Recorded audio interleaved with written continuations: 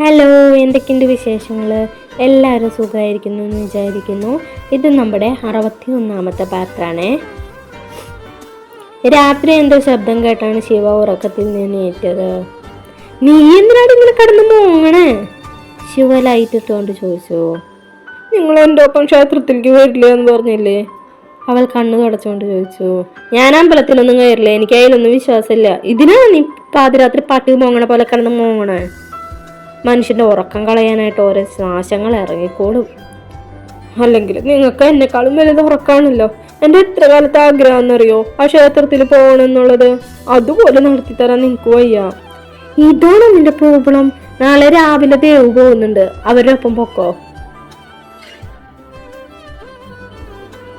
അതിന് ദേവു തന്നെ എൻ്റെ ഭർത്താവ് നിങ്ങളാണ്. അപ്പൊ നിങ്ങളുടെ കൂടെയാണ് ഞാൻ ക്ഷേത്രത്തിലേക്ക് പോകണ്ടേ. വായടച്ച് മിണ്ടാതെ കടന്നില്ലെങ്കിൽ ഞാൻ നിന്റെ വായിൽ വരെ തുണിയും കുത്തിക്കയറ്റും. ശിവ ദേഷ്യത്തോടെ പറഞ്ഞ് ലൈറ്റ് ഓഫ് ചെയ്തു കിടന്നു. പാർവണിയാണെങ്കിൽ തൻ്റെ ഐഡിയ എല്ലാം പൊളിഞ്ഞ് പാളീസായി സങ്കടത്തിൽ തന്നെ അങ്ങനെ ഇരുന്നു. രാവിലെ ഏതോ പാട്ടിന്റെ ശബ്ദം കേട്ടാണ് പാർവണ ബെഡിൽ നിന്നും എണീറ്റിരുന്നത്. ഹോം തിയേറ്ററിൽ നിന്നും ചെറിയ ശബ്ദത്തിൽ കേൾക്കുന്ന ആ പാട്ടിനോട് അവൾക്ക് എന്തോ ഒരു ഇഷ്ടം തോന്നി. ശിവയെ മുറിയിലെല്ലാം നോക്കിയെങ്കിലും കാണുന്നില്ല. അവൾ ബെഡിൽ നിന്ന് ഇറങ്ങി ബാൽക്കണിയിലേക്ക് നോക്കിയപ്പോൾ അവിടെ ശിവ നിൽക്കുന്നുണ്ടായിരുന്നു. ഒരു 3/4 മാത്രമാണ് വേഷം. ഷർട്ട് ഇടാത്തതുകൊണ്ട് അവൻ്റെ പുറത്തെ ടാറ്റു തെളിഞ്ഞു കാണാമായിരുന്നു. പാർവണ പതിയെ അവൻ്റെ അരികിലേക്ക് നടന്നു. അവൻ ബാൽക്കണിയിലെ തൂണിൽ ചാരി അകലേക്ക് നോക്കിയിരിക്കുകയാണ്. ഒരു കയ്യിൽ സിഗരറ്റ് എരിയുന്നുണ്ട്, ഒപ്പം പാട്ടിനനുസരിച്ച് പാടുന്നുണ്ട്. നീ പാട്ടൊക്കെ പാടും ശിവ? പാർവണ അത്ഭുതത്തോട് ചോദിച്ചു. എനിക്കെന്താ, പാട്ട് പാടിക്കൂടെ? അവൻ സ്ഥിരം കൽപ്പം മൂടി ചോദിച്ചു. ഇയാളെ കൊണ്ട് ഞാൻ തോറ്റല്ലോ മഹാദേവ. നീ ഇങ്ങനെ ദേഷ്യപ്പെടാൻ മാത്രം ഞാനൊന്നും പറഞ്ഞില്ലല്ലോടെ കാല. അവൾ അവൻ്റെ പുറത്ത് പതിയെ കുത്തിക്കൊണ്ട് പറഞ്ഞു. കാല നിന്റെ തന്ത. ദേ, എൻ്റെ അച്ഛനെ പറഞ്ഞാണ്ടല്ലോ എൻ്റെ തനി സ്വഭാവം നീ അറിയും. ഇനി നിന്റെ സ്വഭാവം എന്താ ഞാൻ അറിയാനുള്ളേ. എനിക്കെല്ലാം അറിയാം. നിന്റെ വീട്ടുകാരെങ്ങനെ സഹിച്ചിരുന്ന്. അത് കേട്ടതും പാർവണയ്ക്ക് നല്ല ദേഷ്യം വന്നുവെങ്കിലും അവൾ ശ്വാസം ഉള്ളിലേക്കും പുറത്തേക്കും എടുത്ത് സ്വയം കൺട്രോൾ ചെയ്തു. അപ്പോഴായിരുന്നു അവൾ ശിവയുടെ കയ്യിലെരിയുന്ന സിഗരറ്റ് കണ്ടത്. നീ എന്തിനാ ശിവ ഇങ്ങനെ വലിക്കണേ? പാർവണ സിഗരറ്റിലേക്ക് ചൂണ്ടിക്കൊണ്ട് ചോദിച്ചു. ഞാൻ എനിക്കിഷ്ടമുള്ളത് ചെയ്യും, നിനക്ക് നഷ്ടമൊന്നുമില്ലല്ലോ. നിന്നെ നഷ്ടമില്ലാതെ നീ കേട്ടിട്ടില്ലേ ശ്വാസകോശം സ്പോഞ്ച് പോലെയാന്ന്. അപ്പോൾ ഈ സിഗരറ്റെല്ലാം വലിച്ചു കാറ്റി നിനക്ക് എന്തെങ്കിലും സംഭവിച്ചാൽ എന്നെ നമ്മുടെ 5-6 ഡസൻ മക്കളെ ആര് നോക്കും? വണ പറയുന്നത് കേട്ട് അന്തം വിട്ട് ശിവ നിന്നു. ആ സമയം പെട്ടെന്ന് ശിവ അവൻ്റെ കയ്യിലുള്ള സിഗരറ്റ് തട്ടിപ്പറിച്ചു.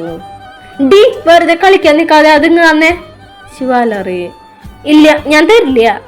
അത് പറഞ്ഞ് അവൾ സിഗരറ്റ് പിന്നിലേക്ക് മറച്ചു വെച്ചു. എന്നെ വെറുതെ ദേഷ്യം പഠിപ്പിക്കാതെ അത് എനിക്ക് തിരിച്ചു തരുന്നതാണ് നിനക്ക് നല്ലത് കേട്ടാ. ശിവ അവളുടെ കയ്യിലെ സിഗരറ്റ് വാങ്ങാൻ ശ്രമിച്ചുകൊണ്ട് പറഞ്ഞു. ശിവയിൽ നിന്നും അത് മറച്ചു പിടിക്കാൻ നോക്കിയതും സിഗരറ്റിന്റെ അറ്റം അവളുടെ കൈ തണ്ടിൽ തട്ടി. അവൾ കൈ പിടിച്ചുകൊണ്ട് പറഞ്ഞു. ഞാൻ അപ്പോഴേ പറഞ്ഞതല്ലേ എനിക്ക് തിരിച്ചു തരാൻ. അവളുടെ കയ്യിലെ സിഗരറ്റ് വാങ്ങി അവൻ പുറത്തേക്ക് എറിഞ്ഞു. ശേഷം അവളെയും വിളിച്ച് റൂമിനകത്തേക്ക് നടന്നു. ശിവ അവളെ ബെഡിലിറ്റ ശേഷം മെഡിസിൻ ബോക്സിൽ നിന്ന് ഓയിൽമെന്റ് എടുത്തു കൊണ്ടുവന്നു. അവളുടെ അരികിൽ താഴെ മുട്ടുകുത്തിയിരുന്ന് അവൻ പൊള്ളിയ ഭാഗത്ത് ഓയിൽമെന്റ് തേച്ചു കൊടുത്തു. അതേസമയം പാർവണ ശിവയുടെ മുഖത്തു നിന്നും കണ്ണെടുക്കാതെ നോക്കി നിൽക്കുകയായിരുന്നു. ശിവ തന്നെ ഒന്ന് തിരിച്ചു സ്നേഹിച്ചിട്ടുണ്ടെങ്കിൽ എന്നവൾ ആ സമയം ആഗ്രഹിച്ചു. ഇവന്റെ സ്നേഹം ലഭിച്ച സത്യ എത്ര ലക്കിയാണെന്ന് പാർവണയ്ക്ക് തോന്നി. നീ എൻ്റെ കൂടെ വരൂ ശിവ? പാർവണ അവൻ്റെ മുഖത്തു നിന്നും കണ്ണെടുക്കാതെ തന്നെ ചോദിച്ചു. എവിടേക്ക്? വടക്കുന്നാഥനിലേക്ക്. No, I can't. Please Shiva, എന്നെ വെറുതെ നിർബന്ധിക്കേണ്ട പാർവണ, ഞാൻ വരില്ല. നിങ്ങളെ ഞാൻ അങ്ങനെ വെറുതെ വിട്ടില്ല മനുഷ്യ. ഞാൻ ഇന്ന് ക്ഷേത്രത്തിൽ പോകുന്നുണ്ടെങ്കിൽ കൂടെ നീയും ഉണ്ടാവും. എൻ്റെ പ്ലാൻ എ ഫ്ലോപ്പ് ആയാലും പ്ലാൻ ബി ഉണ്ടല്ലോ, അവൾ മനസ്സിൽ പറഞ്ഞു. ഇനി ഇവിടെ ഇരുന്ന് സ്വപ്നം കാണാതെ ദേവുവിനോടൊപ്പം ക്ഷേത്രത്തിൽ പോകുന്നുണ്ടെങ്കിൽ വേഗം പോയി റെഡി ആവാൻ നോക്ക്. ശിവ അത് പറഞ്ഞ് എഴുന്നേറ്റ് ബാൽക്കണിയിലേക്ക് നടന്നു. ശിവ! പാർവണ അവനെ പിന്നിൽ നിന്ന് വിളിച്ച് ശിവ തിരിഞ്ഞു നോക്കി. അവൾ ബെഡിൽ നിന്ന് എണീറ്റ് അവൻ്റെ അരികിലേക്ക് വന്നു. ഞാനൊരു കാര്യം തരട്ടെ? എന്ത്? ശിവ ഗൗരവത്തോട് ചോദിച്ചു. എനിക്ക് എനിക്ക് നിന്നെ അത് അത് പിന്നെ പാറോണ പെട്ടെന്നൊന്ന് ഉയർന്നു പൊങ്ങി ശിവയുടെ കവളിൽ ഉമ്മ വെച്ചു. ശേഷം പുറത്തേക്ക് ഓടാൻ നിന്നതും വാതിലിനരികിൽ തന്നെ ഞെട്ടി നോക്കി നിൽക്കുന്ന ദേവുവിനെ കണ്ട് അവൾ പെട്ടെന്ന് ഞെട്ടി നിന്നു. അത് അത് പിന്നെ ഞാൻ അറിയാതെ, സോറി, ദേവു നിന്ന് പരിങ്ങിക്കൊണ്ട് പറഞ്ഞു. നീ ഇങ്ങനെ ഒന്നും നിൽക്കാൻ ഇവിടെ ഒന്നും ഉണ്ടായിട്ടില്ല ദേവു, പാറോണ പറഞ്ഞു. ഒന്നും ഉണ്ടാതിരിക്കും തുമ്പി, ദേവതി അവളുടെ കയ്യിൽ പതിയെ അടിച്ചുകൊണ്ട് പറഞ്ഞു. ഞാൻ കങ്ങരിയായിട്ട് അടി പറഞ്ഞത്, ഞാൻ അവൻ്റെ കവിളിലാണ് ഉമ്മ വെച്ചേ. പക്ഷെ നിന്റെ മുഖഭാവം കണ്ടാ തോന്നുന്നു ലിപ് ലോക്കാണ് ചെയ്തതെന്ന്, അല്ലേ ശിവ? പാറോണ ശിവയെ നോക്കി പറഞ്ഞു. ശിവയാണെങ്കിൽ എന്നെ ഒന്ന് വെറുതെ വിട്ടുകൂടെ എന്ന എക്സ്പ്രഷനിൽ നിൽക്കുവാണ്. അതെന്താ കവറില്? പാറോണ രേവതിയുടെ കയ്യിലെ കവർ വാങ്ങിക്കൊണ്ട് ചോദിച്ചു. ഇത് ക്ഷേത്രത്തേക്ക് പോകുമ്പോൾ ഉടുക്കാനുള്ള സാരിയാ, പക്ഷെ എനിക്കിത് ഉടുക്കാൻ അറിയില്ല. എനിക്കൊന്ന് നീ ഉടുപ്പിച്ചു തരുമോ? ഞാൻ വേഗം പോയി കുളിച്ചിട്ട് വരാം. ശരി, നീ പോയി കുളിച്ചിട്ട് വാ, എന്നെ വിളിച്ചാൽ മതി, അപ്പം ഞാൻ വരാം. അത് വേണ്ട ദേവു, നീ ഇവിടെ ഇരുന്നോ, ഞാനിപ്പോൾ വരാം. അത് പറഞ്ഞ് അവൾ വേഗം ബാത്റൂമിലേക്ക് ഓടിക്കയറി. ദേവു അവിടെ നിന്നും പോയാൽ ശിവയുടെ കൈകൊണ്ട് തൻ്റെ അന്ത്യമായിരിക്കുമെന്നും പാർവണിക്ക് അറിയായിരുന്നു. ശിവ കബോർഡിൽ നിന്നൊരു ടീഷർട്ട് എടുത്ത് രേവതിയുടെ ഓപ്പോസിറ്റായുള്ള ചെയറിൽ വന്നിരുന്നു. ദേവുവിന് ഇവിടെയൊക്കെ ഇഷ്ടമായോ? ശിവ ചോദിച്ചു. ഇഷ്ടമായി ഏട്ടാ, ഞാനിവിടെ കംഫർട്ടബിളാണ്, പിന്നെ കൂടെ തുമ്പിയുണ്ടല്ലോ. ദേവ എണീറ്റില്ലേ? ആ, എഴുന്നേറ്റിട്ടുണ്ട്, അമ്പലത്തിൽ പോവാൻ റെഡിയാവാ. ഞാനൊരു കാര്യം പറഞ്ഞാൽ ശിവേട്ട സമ്മതിക്കുമോ? രേവതി ചെറിയ മടിയോട് ചോദിച്ചു. എന്താ ദേവു? അത് പിന്നെ ശിവേട്ടൻ ഞങ്ങളുടെ കൂടെ ഒന്ന് ക്ഷേത്രത്തിലേക്ക് വരുമോ? നമ്മുടെ ഡ്രീം പ്ലേസ് എന്നൊക്കെ പറയില്ലേ ലൈഫിൽ, അത് ഏറ്റവും കൂടുതൽ പോകണമെന്ന് ആഗ്രഹിക്കുന്ന സ്ഥലം. എനിക്ക് തുമ്പിക്ക് അങ്ങനെ ഒരു സ്ഥലമാണ് വടക്കുന്നാഥൻ. അപ്പം ഏട്ടൻ വിചാരിക്കും ഇവിടെ വന്നിട്ട് ഇത്രയും കാലമായില്ലേ, എന്നിട്ട് ഞങ്ങളെന്താ പോവാത്തേന്ന്. ചിലപ്പോൾ കേൾക്കുമ്പോൾ ഞങ്ങൾക്ക് വട്ടാന്നും. പക്ഷേ ഞങ്ങൾ പഠിക്കുന്ന കാലത്തൊക്കെ തീരുമാനിച്ചൊരു കാര്യം ഉണ്ടായിരുന്നു, ആ ക്ഷേത്രത്തിൻ്റെ ഉള്ളിലേക്ക് കയറണമെങ്കിൽ അത് ഞങ്ങളുടെ ഏറ്റവും പ്രിയപ്പെട്ട ഒരാളുടെ കൂടെ, ഏറ്റവും ഇഷ്ടപ്പെടുന്ന ഒരാളുടെ കൂടെ ആയിരിക്കുന്നു. ദൈവത്തിൻ്റെ അനുഗ്രഹം കൊണ്ടാണോ അതോ ഞങ്ങളുടെ ഭാഗ്യം കൊണ്ടാണോ എന്നറിയില്ല, ഇഷ്ടപ്പെട്ട ആളുകളെ തന്നെ ഞങ്ങൾക്ക് രണ്ടുപേർക്കും കിട്ടി. അപ്പം ആളുകളുടെ കൂടെ ക്ഷേത്രത്തിൽ പോകാനൊരാഗ്രഹം ദേവു. പക്ഷേ ഞാൻ ശരിക്കും അമ്പലത്തിൽ കയറാറില്ല, എനിക്കതിന് പറ്റില്ല. അതാണ് തുമ്പിയുടെ ഏറ്റവും വലിയ ആഗ്രഹം, അതാണ്. പിന്നെ നമുക്ക് ഇഷ്ടപ്പെട്ട ചിലരുടെ സന്തോഷത്തിന് വേണ്ടി നമുക്ക് എന്തെങ്കിലും ചെയ്യാൻ പറ്റുവാണെങ്കിൽ അത് ചെയ്യുന്നതല്ലേ നല്ലത്. ചേട്ടൻ ചിലപ്പോഴൊക്കെ ഇന്നത്തെ ഈ ഒരു ദിവസത്തോടു കൂടെ ഈ കാര്യം മറക്കും. പക്ഷേ തുമ്പിക്ക് അങ്ങനെയല്ല, ജീവിതകാലം മൊത്തം ഇതൊരു സങ്കടമായിട്ട് മനസ്സുണ്ടാവില്ലേ. എന്നെ ഏട്ടൻ അനീറ്റി പോലെയല്ലേ കാണണേ. അപ്പോൾ ഈ അനീറ്റി ആദ്യമായിട്ടൊരു കാര്യം ആവശ്യപ്പെടുമ്പോൾ എണ്ണൊന്നും സാധിച്ചു തന്നൂടെ? പ്ലീസ് ഏട്ടാ, ഞങ്ങളുടെ ഒപ്പം ഏട്ടനൊന്ന് വരണം. രേവതി പ്രതീക്ഷയോടെ അവനെ നോക്കി. ശരി, ഇത്രയൊക്കെ പറഞ്ഞ സ്ഥിതിക്ക് ഞാൻ വരാം. പക്ഷെ ക്ഷേത്രത്തിൻ്റെ അകത്തേക്ക് ഞാൻ കയറിയില്ല, പുറത്ത് വെക്കാം. ഇതിൽ കൂടുതൽ എന്നെ നിർബന്ധിക്കരുത് ദേവു, ശിവ മുൻകൂറായി തന്നെ പറഞ്ഞു. ശരി ഏട്ടാ, അത് മതി, ഞങ്ങളുടെ കൂടെ വന്നാൽ മതി. ഞാനിപ്പോഴും ആവത്തെ ദേവേട്ടനുള്ള ഡ്രസ്സൊന്നും ഞാൻ എടുത്തു വെച്ചിട്ടില്ല, അത് എടുത്തു കൊടുത്തിട്ട് ഞാനിപ്പോൾ വരാം കേട്ടാ. പിന്നെ ഈ കവറിലെ ഏട്ടനുള്ള ഡ്രസ്സ് കൂടി ഉണ്ട് കേട്ടാ. അത് പറഞ്ഞ രേവതി മുറിയിൽ നിന്നും പുറത്തേക്ക് ഇറങ്ങി. നേരെ പോയത് ദേവിയുടെ അടുത്തേക്കായിരുന്നു. എന്തായി പോയ കാര്യം? അവളെ കണ്ടപ്പോൾ ദേവ ചോദിച്ചു. നമ്മുടെ പ്ലാനിൽ സ്റ്റെപ്പ് 1 ഓക്കെ ആയിട്ടുണ്ട്, ശിവേട്ടൻ വരാമെന്ന് പറഞ്ഞിട്ടുണ്ട്. പക്ഷെ ക്ഷേത്രത്തിനുള്ളിലേക്ക് കയറില്ല എന്ന് തറപ്പിച്ച് പറഞ്ഞു. അത് സാരമില്ല, പാറു പറഞ്ഞ അമ്പലത്തിൻ്റെ മുറ്റം വരെയെങ്കിലും അവനെ എത്തിക്കണമെന്നല്ലേ, ബാക്കി കാര്യം അവളെ ഏറ്റുന്നല്ലേ. അപ്പം എന്തെങ്കിലും ഐഡിയ അവൾ കാണാതിരിക്കില്ല. അല്ലെങ്കിലും കുനിറ്റുബുദ്ധിയിൽ അവളെ കഴിഞ്ഞിട്ടുള്ള ഈ ലോകത്ത് വേറെ ആരും. അതുകൊണ്ട് ആ കാര്യം അവൾ നോക്കിക്കോളും. ഞാനിത് പറയാൻ വേണ്ടി വന്നതാ. ഇനി തുമ്പിക്ക് സാരി ഒന്ന് ഉടുപ്പിച്ച് കൊടുത്തിട്ട് റെഡിയാക്കണം. ദേവേട്ടൻ വേഗം കുളിച്ച് റെഡിയാവും, നോക്കിക്കോ, ഞാൻ വേഗം വരാം. അത് പറഞ്ഞ് രേവതി തിരിഞ്ഞ് നടക്കാൻ ഒരുങ്ങിയതും ദേവ അവളുടെ കൈ പിടിച്ചു. രേവതി എന്താന്ന് അർത്ഥത്തിൽ ദേവയെ നോക്കിയപ്പോൾ അവൻ വലിച്ച് അവളെ തന്നിലേക്ക് ചേർത്ത് നിർത്തി. എന്താ മോനെ, രാവിലെ തന്നെ റൊമാൻസാണ്? രേവതി ചിരിയോടെ ചോദിച്ചു. അതെന്താ, എൻ്റെ കീ റൊമാൻസ് ആയിക്കൂടെ? ദേവ അത് പറഞ്ഞ് അവളുടെ മുഖം കയ്യിലെടുത്തു. I love you so much. അത് പറഞ്ഞ് ദേവ അവളുടെ നെറുകയിലും വെച്ചു. രേവതി ഇരു കണ്ണുകൾ അടച്ചത് സ്വീകരിച്ചു. ഇനി ഇവിടെ നിന്നാ ഇന്ന് അമ്പലത്തിൽ പോക്ക് നടക്കില്ല, ദേവേട്ട റെഡിയാവാൻ നോക്കിക്കേ. അത് പറഞ്ഞ് രേവതി പുറത്തേക്ക് നടന്നു. രേവതി പാർവണിയുടെ അരികിലേക്ക് വരുമ്പോഴേക്കും ശിവ ബെഡിലിരിക്കുന്ന കവറിൽ നിന്ന് തൻ്റെ ഡ്രസ്സുകൾ എടുത്ത് റെഡിയാവാനായി അപ്പുറത്തെ റൂമിലേക്ക് പോയിരുന്നു. പാർവണ കുളി കഴിഞ്ഞിറങ്ങിയതും രേവതി അവളെ നല്ല ഭംഗിയിലായി സാരി ഉടുപ്പിച്ചു കൊടുത്തു. ഒരു സെറ്റ് സാരി ആയിരുന്നു അത്. സ്റ്റോൺ വർക്കുള്ള ഗോൾഡൻ കളർ ബ്ലൗസ് ആയിരുന്നു ഉണ്ടായിരുന്നത്. പാർവണിയുടെ ബ്ലൗസിന്റെ അതേ കളറിലുള്ള ഷർട്ടായിരുന്നു ശിവയ്ക്കും. രേവതിയുടേത് അതേ മോഡലിലുള്ള റെഡ് കളർ ബ്ലൗസും ദേവയ്ക്ക് അതേ കളർ ഷർട്ടുമായിരുന്നു. രേവതിക്ക് സാരിക്ക് മാച്ചായ കമ്മലും മാലയും എല്ലാം അവളെ അണിയിച്ചു. അപ്പോഴേക്കും ശിവ റെഡിയായ റൂമിലേക്ക് വന്നിരുന്നു. എനിക്ക് ഈ മാല വേണ്ടതേവോ, അത് പറഞ്ഞ് അവൾ കബോർഡിൽ നിന്നും ഒരു ബോക്സ് എടുത്തു കൊണ്ടുവന്ന് രേവതിയുടെ കയ്യിൽ കൊടുത്തു. ഇതന്ന് ശിവ ദേവിയുടെ കല്യാണത്തിന് ദേവുവിന്റെ കയ്യിൽ കൊടുത്ത പാലക്ക സെറ്റായിരുന്നു. രേവതി ആ ബോക്സ് തുറന്ന് മാല അവൾക്ക് ഇട്ടു കൊടുത്തു. ഇതെന്താ തുമ്പി നിന്റെ കഴുത്തില്? രേവതി പാർവണിയുടെ കഴുത്തിൽ നോക്കിക്കൊണ്ട് ചോദിച്ചു. എന്താ കഴുത്തില്? പാർവണ മനസ്സിലാവാതെ ചോദിച്ചു. ഇതെന്താ ഒരു പാട് പോലെ? അതാ താലിച്ചരടിന്റെ അലർജിയാന്ന് തോന്നുന്നു. കഴുത്തിൽ എന്തോ ഒരു പാട് പോലെ വന്നിരുന്നു. അലർജിയാണ് ഈ ചരട് മറ്റൊരു ചെയിൻ ഇടുന്നതാ നല്ലത്. ഇതിപ്പോ കഴുത്തിന് ചുറ്റും നല്ല രീതിയിൽ തന്നെ അലർജി വന്നിട്ടുണ്ടല്ലോ. എന്തെങ്കിലും മെഡിസിൻ വെക്കേ?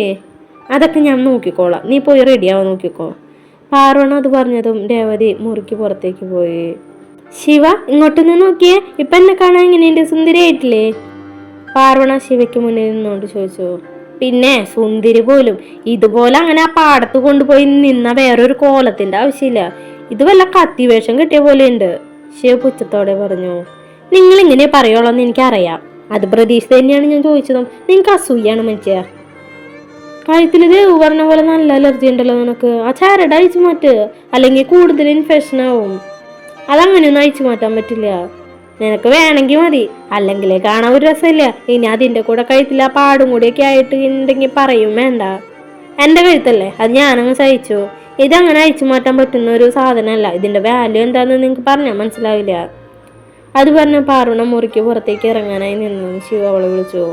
പാർവണ നിങ്ങൾ വന്നേ. ഈശ്വര, കുറച്ചു മുമ്പ് ദേവുവിന്റെ മുന്നിൽ വെച്ച് അങ്ങനെ പറഞ്ഞതിന് പ്രതികാരം ചെയ്യാനായിരിക്കുമോ? അവൾ മനസ്സിൽ പറഞ്ഞുകൊണ്ട് ശിവയുടെ അരികിലേക്ക് നടന്നു. ശിവ തന്റെ കഴുത്തിലെ ഗോൾഡൻ ചെയിൻ അഴിച്ച് പാർവണിയുടെ കയ്യിലേക്ക് വെച്ചു കൊടുത്തു. ആ ചരട് അഴിച്ച് താലി ഇതിലിട്ടാ മതി. ഇതിട്ടു എന്ന് പറഞ്ഞ് അതിന്റെ വാല്യൂ കുറഞ്ഞു പോകാനൊന്നും പോവില്ല. അത് പറഞ്ഞ് ശിവ കണ്ണാടിക്ക് മുന്നിലേക്ക് നടന്ന് മുടി ചുവാൻ തുടങ്ങി. പാർവണ കഴുത്തിലെ മഞ്ഞ ചരട് അഴിച്ച് താലി ശിവ തന്ന ചെയിനിലേക്ക് ഇട്ടു. ശിവ ഇതെന്റെ കഴുത്തിലിട്ട് തരുമോ? താലി അവന് നേരെ നീട്ടിക്കൊണ്ട് ചോദിച്ചു. നിനക്ക് വേണമെങ്കിൽ ഇട്ടാ മതി, നീ ഇതിട്ട് നടക്കണമെന്ന് എനിക്കൊരു നിർബന്ധമില്ല. ശിവ കണ്ണാടിയിലെ പാർവണിയുടെ പ്രതിബിംബം നോക്കിക്കൊണ്ട് പറഞ്ഞു. ഈ കാലൻ എന്തെങ്ങനെ? അവൾ പെറുപുറത്തുകൊണ്ട് കണ്ണാടിയിൽ നോക്കി ആ ചെയിൻ തൻ്റെ കഴുത്തിലിട്ടോ. ഞാൻ താഴെ ഉണ്ടാവും, നീ റെഡിയായി താഴേക്ക് വരാൻ നോക്ക്. ശിവ അത് പറഞ്ഞ് മുന്നോട്ട് നടന്നു. ശേഷം എന്താ ആലോചിച്ച് തിരിച്ചു വന്ന് ടേബിളിൻ്റെ റോയിൽ നിന്നും ഒരു ക്രീമിൻ്റെ ബോക്സ് എടുത്തു. അലർജിയുള്ള സ്ഥലത്ത് ഇത് തേച്ചോ.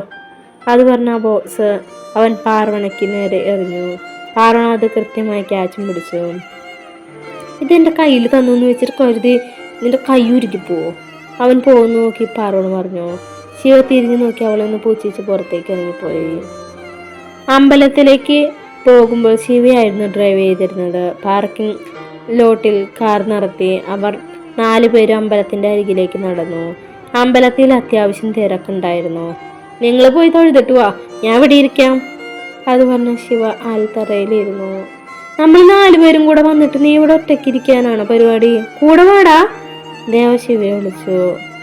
ഞാൻ വീട്ടിൽ നിന്ന് ഇറങ്ങുമ്പോ തന്നെ പറഞ്ഞാണ് അകത്തേക്ക് കയറില്ലാന്ന്. അത് നിങ്ങൾ 3 പേര് സമ്മതിച്ചാണ്. ശിവ അവർ 3 പേരെ നോക്കിക്കൊണ്ട് പറഞ്ഞു. ശിവ അകത്തേക്ക് വരുന്നില്ലെങ്കിൽ ഞാനും വരില്ല. അത് പറഞ്ഞ ശിവ പാർവണയുടെ അരികിലായിരുന്നു. കണ്ടോ ശിവ, നീ കാരണം അവൾ കൂടെ അകത്തേക്ക് വരാൻ പറ്റില്ല. നിനക്ക് എന്തിനാണ് ഇത്ര വാശി ശിവ? ഞങ്ങളുടെ കൂടെ എന്താ നിനക്ക് വന്നാ? ഞാൻ വരില്ല എന്ന് പറഞ്ഞാൽ വരില്ല, അത്ര തന്നെ. ശിവ വാ പ്ലീസ്, നീ ഇല്ലാതെ എനിക്ക് ഒറ്റയ്ക്ക് പോവാൻ പറ്റില്ല, അതാണ് പ്ലീസ്. പാർവണ, നീ വെറുതെ ഇവിടെ ഒരു സീൻ ക്രിയേറ്റ് ചെയ്യാൻ നിൽക്കണ്ട. ഞാൻ വരില്ല.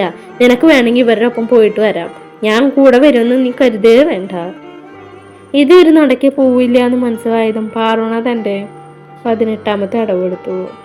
എന്താ ശിവ ഇങ്ങനെ ഒരു വാശി? ഇന്നലെ നീ ഒരു ഉമ്മ ചോദിച്ചിട്ട് ഞാൻ തരാത്തോണ്ടാണോ എന്റെ ഒപ്പം വരാത്തെ? താൽക്കാലം നീ എന്നോടൊപ്പം വാ. വീട്ടിൽ ചെന്നിട്ട് ഒന്നല്ല 1000 ഉമ്മ ഞാൻ നിനക്ക് തരാം. പാർവണ അവിടെ നിൽക്കുന്ന ആളുകൾ കേൾക്കാൻ പാകത്തിൽ ഉറക്കെ പറഞ്ഞു. അവളുടെ ഉറക്കെയുള്ള ശബ്ദം കേട്ട് എല്ലാവരും ശിവയെ തന്നെ നോക്കാൻ തുടങ്ങി. നീ എന്തിനെങ്ങനെ കിടന്നാലറിഞ്ഞേ? ഞാൻ നിന്നോട് എപ്പോഴും ഉമ്മ ചോദിച്ചേ? ശിവ അവളെ തന്റെ അരികിലേക്ക് നീക്കി നിർത്തിക്കൊണ്ട് ചോദിച്ചു. അതെ ശിവ, സത്യമായിട്ട് ഉമ്മ തരാം. ഇനിയെങ്കിലും വാശി കാണിക്കാതെ എന്റെ ഒപ്പം വാ. ആരെങ്കിലും ഉമ്മ തന്നില്ല എന്ന് വിചാരിച്ച് ഇങ്ങനെ പിണങ്ങിയിരിക്കോ? ഈ ശിവയുടെ ഒരു കാര്യം. അവൾ വീണ്ടും ഉറക്കെ പറയാൻ തുടങ്ങിയതും ആളുകളെല്ലാം തന്നെ ചിരിയോടെ നോക്കുന്ന പോലെ ശിവയ്ക്ക് തോന്നി. ഡി, നീ പ്രതികാരം ചെയ്യാണല്ലേ? ശിവ ചോദിച്ചു. ഇത് പ്രതികാരമില്ല ശിവ, നിന്നെ ഞാൻ മര്യാദക്ക് വിളിച്ചതല്ലേ. അപ്പൊ നിനക്ക് വരാൻ വയ്യ. നീ വന്നില്ലെങ്കിൽ ഇതിലപ്പുറമുള്ള കാര്യം ഞാൻ ഇവിടെ ഒന്ന് ഉറക്കെ വിളിച്ചു പറയും. നീ തന്നെയല്ലേ എപ്പോഴും പറയാറില്ലേ എൻ്റെ നാവിന് ഒരു ലൈസൻസ് ഇല്ലാന്ന്? അപ്പോൾ ഞാൻ എൻ്റെ വായി തോന്നിയതെല്ലാം വിളിച്ചു പറയും. നീ തന്നെയാണ് എല്ലാവരുടെ മുമ്പിൽ നാണം കേടുക. അതുകൊണ്ട് എൻ്റെ കൂടെ വരുന്നതാണ് നിനക്ക് നല്ലത്. നിനക്കുള്ള ഞാൻ വെച്ചിട്ടുണ്ട് മോളെ. ഞാൻ നിന്റെ മുന്നിൽ തോറ്റിട്ടൊന്നുമില്ല. ഞാൻ നിന്നെ പോലെയല്ല, കുറച്ച് നാണം മാനൊക്കെ ഉള്ള കൂട്ടത്തിലാണ്. അതുകൊണ്ട് മാത്രം ഞാൻ നിന്റെ കൂടെ വരും. പക്ഷെ ഇതിനുള്ള പണി ഞാൻ നിനക്ക് തന്നിരിക്കും പാർവണ. ശിവ വാശിയോടെ പറഞ്ഞു ക്ഷേത്രത്തിനകത്തേക്ക് നടന്നു. എന്നാൽ പാർവണയുടെ സംസാരം എല്ലാം കേട്ട് കിളിപോയ അവസ്ഥയിൽ നിൽക്കുകയായിരുന്നു ദേവയും ദേവതയും. അവളെന്തോ മനസ്സിൽ പ്ലാൻ ചെയ്തിട്ടുണ്ടെന്ന് അറിയാമെങ്കിലും ഇങ്ങനെയൊക്കെ കാട്ടിക്കൂട്ടുമെന്ന് അവര് സ്വപ്നത്തിൽ പോലും കരുതിയില്ല. അവർ 4 പേരും ക്ഷേത്രത്തിന്റെ അകത്തേക്ക് നടന്നു. ശിവൻ വടക്കുനാഥൻ അമ്പലത്തിൽ, ശങ്കരനാരായണൻ, ശ്രീരാമൻ, പാർവതി എന്നിവരാണ് ക്ഷേത്രത്തിലെ പ്രധാന ദേവതകൾ. ക്ഷേത്രത്തിന്റെ 4 ദിക്കുകളിലുമായി 4 വലിയ ഗോപുരവാതിലുകളുണ്ട്. അവർ 4 പേരും പടിഞ്ഞാറേ ഗോപുരത്തിലൂടെ അകത്തേക്ക് കടന്നു. അവിടെ ആദ്യം കാണുന്നത് ഒരു ശിലയാണ്. വടക്കുനാഥൻ ക്ഷേത്രത്തിൽ പോവാത്തവർക്ക് വേണ്ടിയിട്ടാണ് കേട്ടോ ഞാനിത് പറയുന്നേ. ശേഷം വടത്തു ഭാഗത്തേക്ക് പോകുമ്പോൾ ഒരു കൂത്തമ്പലം കാണാം. അവർ നേരെ നാലമ്പലത്തിലേക്ക് കയറി. നാലമ്പലത്തിൻ്റെ പുറം ചുവരുകളെ ചുറ്റി വിളക്കുമാടം പണി തീർത്തിട്ടുണ്ടായിരുന്നു. അവിടേക്ക് കയറിയപ്പോൾ ദേവാദേവുവിൻ്റെ കയ്യിൽ തൻ്റെ കൈ കോർത്ത് പിടിച്ച് മുന്നോട്ട് നടന്നു. അത് കണ്ട് പാർവണ ശിവയുടെ മുഖത്തേക്ക് നോക്കി. എന്താ? അവൻ ദേഷ്യത്തോടെ ചോദിച്ചു. അതുപോലെ എൻ്റെ കൈയും പിടിക്കുമോ? അവൻ ദേവയും ദേവുവിനെ ചൂണ്ടിക്കൊണ്ട് പറഞ്ഞു. നിന്റെ സ്വഭാവം കണ്ടാ നിന്റെ കൈ പിടിക്കാനല്ല, നിന്റെ കഴുത്ത് പിടിച്ച് ഞെരിച്ച് കൊല്ലാനാണ് എനിക്ക് തോന്നുന്നത്. നിന്ന് കിണുങ്ങാതെ കൂടെ വാടി. അത് പറഞ്ഞ് ശിവ മുന്നോട്ട് നടന്നു. അകത്തേക്ക് കടക്കുമ്പോൾ വലിയ 3 ശ്രീകോവിലുകളാണുള്ളത്. അവയിൽ വടക്കേ അറ്റത്തെ ശ്രീകോവിലിൽ അവൻ അഭിമുഖമായി ശിവനും പാർവതിയും, നടുക്കുള്ള ശ്രീകോവിലിൽ ശങ്കരനാരായണനും, തെക്കേ അറ്റത്തെ ശ്രീകോവിലിൽ ശ്രീരാമനുമാണ് കുടികൊള്ളുന്നത്. ശിവന്റെ നടക്കെതിരെ നേരെയുള്ള നന്ദിയുടെ ഒരു കൂറ്റൻ പളുങ്കു വിഗ്രഹമുണ്ട്. പാർവണിയും ദേവും അതെല്ലാം ആദ്യമായി കാണുന്നതിനാൽ എല്ലാ അത്ഭുതത്തോടെ നോക്കിയാണ് കണ്ടത്.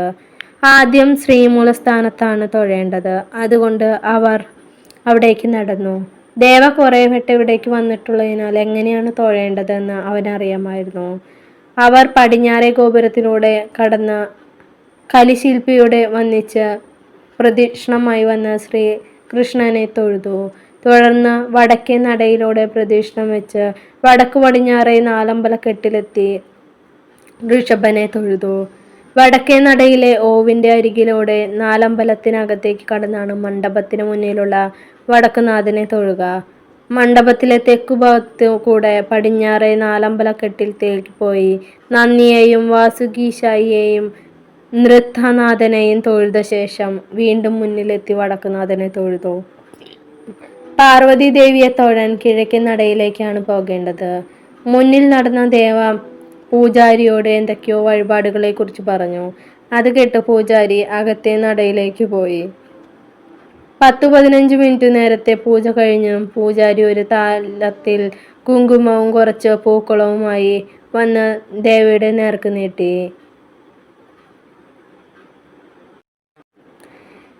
ദേവിക്ക് ചാർത്തിയ കുങ്കുമാണ് ഇത്. ഭാര്യയുടെ നെറ്റിയിലും താലിയിലും ചാർത്തുക. ശേഷം താലത്തിലെ പൂ മുടിയിൽ വെച്ചു കൊടുക്കുക. തിരുമേനി ദേവയെ നോക്കി പറഞ്ഞു. ദേവ തൻ്റെ മോതിര വിരൽ കൊണ്ട് കുങ്കുമം എടുത്ത് നല്ല കട്ടിയിൽ രേവതിയുടെ നെറുകയിൽ തൊട്ടുകൊടുത്തു. ശേഷം പൂവെടുത്ത് അവളുടെ മുടിയിൽ വെച്ചു. ശേഷം തിരുമേനി താലം ശിവയ്ക്ക് നേർ നീട്ടി. ശിവ വേണോ വേണ്ടയോ എന്ന രീതിയിൽ ഒരു നുള്ളു കുങ്കുമം എടുത്ത് അവളുടെ നെറുകയിൽ തൊട്ട് പൂവും വെച്ചു കൊടുത്തു. ഷോ ഈ ശിവ എന്തെങ്ങനെ ഒരു റൊമാൻറ്റിക് അല്ലാതെ അല്ലേ. അപ്പോൾ നല്ലൊരു പാർട്ടായിട്ട് നാളെ കാണാം. ശിവ ഇതിനുള്ള മറുപടി എന്നാ കൊടുക്കാമെന്ന് നമുക്ക് കാണാം കേട്ടോ. അപ്പോൾ കാത്തിരിക്കണേ. By, thank you.